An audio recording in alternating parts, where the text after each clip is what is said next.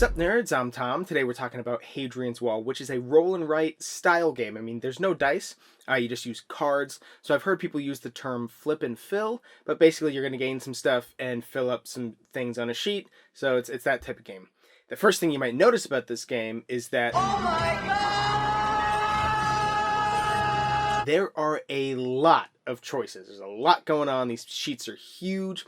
So given that, I'm obviously not going to explain the whole game, but what's good about it is that the phases of the game and the sections of the paper kind of fit into really neat categories. So while there is a lot going on, a lot of choices, and it is kind of complicated, the core of it is still relatively simple, which is what you want from a complicated game. There's really 4 phases to the game. I mean, maybe the rulebook delineates them even more, but for me, it fits neatly into 4 categories. So the first thing you do is you flip up a card from the main deck, and that'll give you a bunch of resources for you to use throughout the game. There's black meeples, purple meeples, blue meeples, yellow meeples, and stone. Those are all things you're going to spend to mark stuff off on your sheet. Every player also has a personal deck, and you will all draw 2 cards. Choose one for the top part to be some kind of endgame scoring thing. Hey, if I do this thing, I'll get 3 points. Cool.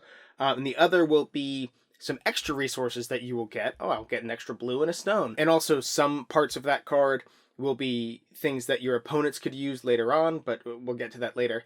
So there's a lot of multi-use to all of the cards. There's only 2 different types. There's the personal decks and the main deck, but each of those cards has different sections on them that will do different things. After that is the main part of the game, where everybody will simultaneously spend the resources they've gotten to mark stuff off on their sheet. And so there's no draft or whatever, like in a traditional roll and write. You'd roll the dice and they're in the middle of the table, and I choose one, so I take it from you, or we all just choose simultaneously.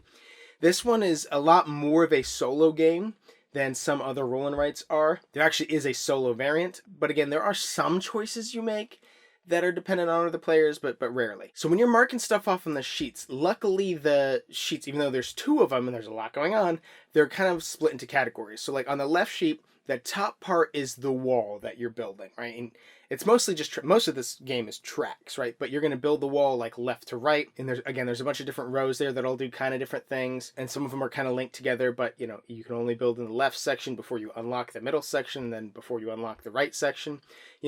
So it's stuff you're familiar with. Also, there's a lot of that. You spend a resource. Okay, I'm going to spend a resource to mark off this section, but when I color in this section, I cover up this thing, which lets me, color in this track over here up. When I did that, I colored in this thing, which gives me one of these. Tons and tons of combos. So much so that whenever you color in something that doesn't give you another thing, whenever you color in a blank box, you're like, well, that was bullshit. What the hell? So the top left is the wall and the place where people are going to invade. Then below that is a section where you get extra resources. It could be a resource production thing. Below that is a scoring. It's where you score all the stuff. You actually have 4 different point tracks that are all, every time you color in a box, you just get 1 point, but you could color in, if you color in this track, you're probably going to get purple meeples. If you color in this track, you're probably going to get blue meeples, that type of thing. And then the second sheet is all these extra buildings. It's the civilian section. You have 5 different rows, each with a different civilian track or citizen track, I think it's called. There's a citizen track on the left, and then 2 or so buildings linked to the citizen track. The buildings will give you different things and give you points and stuff in different ways, but you always have to fill in the appropriate citizen track, in order to build up the building. So you're not going to do everything. You're never going to fill up everything on your sheet, but you are going to look at those 5 different rows and say, which one should I try and do? Which citizen? And you might fill in a bunch of the citizen tracks if you get a bunch of yellows, just because you get a lot of stuff when you fill in those citizen tracks. But you might not necessarily then build the associated buildings and use those to their best ability.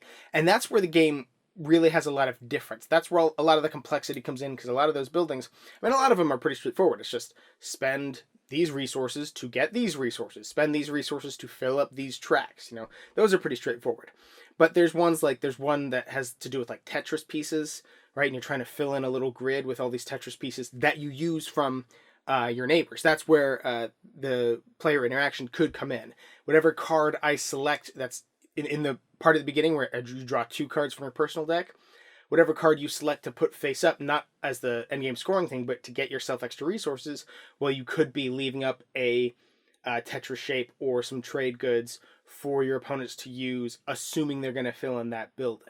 So that's why I said it's very minor, but it is there. There's also one that has some gladiators that fight, and I have to be honest, I really didn't get that one that well.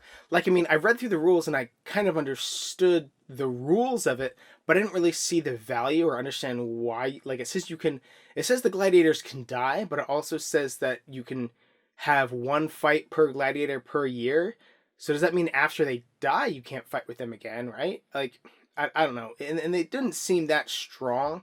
It didn't seem like something that it was super beneficial to pump tons of resources in it. So actually, through all the games I've played, no, we all just ignore it. Everybody, maybe that's part of the reason as I explain, I'm like, I think I get how this works, but I don't really know. And then everybody just ignores it. Maybe it's super strong. I don't know. Maybe I'm totally wrong. But at least that's the good part about this game, is that you could totally ignore something that you don't understand. That Tetrisy thing, that seems to... I don't want to do that. Okay, you don't have to. Now, the last section is when bad guys will attack. The whole thing of the wall that you have on that upper left part of your sheet is that you're going to be filling in cohorts. The left, middle, and right cohort will be protecting from people attacking from the left, the middle, and the right. You'll draw a certain number of cards. Like at the very beginning of the game, you're going to draw one card from the main deck, but then towards the end of the game, you're going to be drawing like 8 cards. And they all have an arrow in the top, a left, a middle, or a right arrow, whichever one's colored in. That's how many they're attacking. So you could have, 2 attacking from the left, or 1 attacking from the front, and 1 attacking from the right. Well, on my cohorts, I have 1 protection on the left, 1 protection on the right, 1 protection in the middle. So I'm going to block 3 of those 4, but 1 is going to get through, and then I get a disdain. That's a negative point thing. There actually is a way you can get rid of disdain later, but that's it. That's the main thing. You have those 4 phases, right? And you have all these things that you can fill up on your sheet, and you're mostly trying to gain points, yes, but also defend against the attacks. There is a lot going on in this game. This is the most complicated roll and write type game I've played by far. I mean, the second place would probably be like Fleet the Dice game, but that really pales in comparison to this at this point. And actually, the game I reviewed recently, Trois the Dice game, or I think it's just called Trois Dice. I was saying that, there's so many roll and writes that are all the same. They all kind of fit into the same category. They're just nice medium weight puzzles that are fun and interesting, but there isn't that much to delineate from one another. But now after playing Hadrian's Wall, I'm totally eating those words, because seriously, this game is so much different, so much more going on. Again, at its core, it's still the same type of game, it's still the same thing, but it has so much complexity to it that it really starts hitting a different realm. There's so many different options and so many different strategies you can go for that one game is definitely never going to be enough. I normally feel like, most games you know what you're talking about after 1 play, maybe 2. This one took a lot. You really needed to try out a bunch of different strategies. And even as I'm talking right now, there's still one strategy I obviously haven't tried out, which is the gladiators thing. That's just a testament to how much is going on in this game and how different it really separates itself from other roll and writes. Not just because there's more going on, but because in other roll and writes, you really only have a couple strategies. You have like 1 or 2 or 3 strategies. Here you have like 10 different strategies. And those strategies feel really different, and it's like a well-designed game. It's not just more for the sake of being more. All those strategies do feel different. You've got the Tetrisy one. You can just build up the wall a whole bunch. You can build up, there's monuments you can build up. You can build up a lot of the resource productions. You can do large buildings. You can do the sauna. Like, there's so much going on, and they all feel kind of different, that this one really does separate itself from the other roll and writes. Now, that being said, does that mean this is my favorite roll and write ever? Not necessarily, because while the complexity of this game is like its biggest plus, it's also kind of a negative. It means that there's going to be a decent amount of people who don't want to play this. I actually brought this game to the game store a decent amount of times, and it actually took a while before we actually got to play it. Part of it was my fault. I remember being like, I can just read through the rules. It's a roll and write, it'll be fine. And going through the rules, I'm like, no, I'm gonna need a weekend to mull these over to figure out how to play. But also, when I pull out those sheets and show them to people, they'll be like, good. No, thank you. No, thank you. That seems like way too much. So I totally understand people not wanting to play a game that's this complicated and has this much going on. Maybe you're just not in the right headspace. You're just like, no, I want to play something that I know, something that I'm gonna learn real quickly. you're going to be, by the end of the game, you're going to be saying, I still didn't do everything. I still don't know what's going on for like this building. I still don't see the benefit of this building because, you know, you can't do everything. So I understand that being a detriment for some people. So, you know, this game isn't the best in the world, but it's probably in my top 10. It might even be in my top 5. I mean, I just had so much fun with this, and it's so different. It really separates itself from a lot of the other roll and write games. Or I keep saying roll and write, but you know what I mean. A lot of games in this type of category. The only negative that I have, other than the idea that some people just don't want to play a game that's complicated, is the box size. Like, components wise, everything's pretty nice. Like, I think the sheets, while there's a lot of stuff on there, I think they all make sense eventually. But the box size is, I think, the same size box as like Architects, and it's like their standard box size. But not every game is going to fit into that box size conveniently. You have to really Tetris it to put everything back. And that's assuming you don't sleeve the cards. I mean, I probably wouldn't sleeve this game, but, you know, I would like to have the option. But, you know, the only way you could fit everything in there is if you keep the pads out of the box. Now, I'm glad that they give you so many pads. They give you, I think, 9,000 of each sheet or 200,000 of each sheet. But still, it feels like a box size that was, oh, well, we want all of our boxes to be the same size, right? So let's just go ahead and do that. Like, fucking no. Why? That's so silly. I'm constantly having that box bulge up because there's too much shit in there.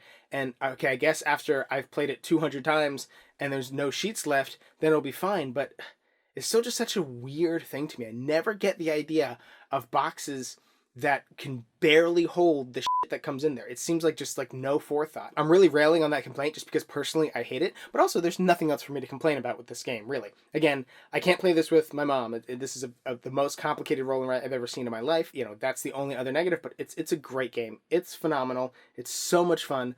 Again, I'm definitely keeping it. It's definitely going to be in my top 10 roll and write type games ever. The only other potential negative is it does take a lot of table space. What? Table? Sponsor time! Neverboard Gaming has been paid $800,000 to tell you that game toppers are phenomenal. They're our favorite type of game table. They have a Kickstarter going on very soon, or right now, or it's already passed, or there's another one coming up depending on when you're watching this. We highly, highly recommend you check out Game Toppers because they're phenomenal. Anyways, I've been talking way too long. I highly recommend you click the purchase link in the description box down below. Get yourself a copy of Hadrian's Wall. Also check out Game Toppers. Also subscribe to our channel so you'll never be bored. Ba-boom!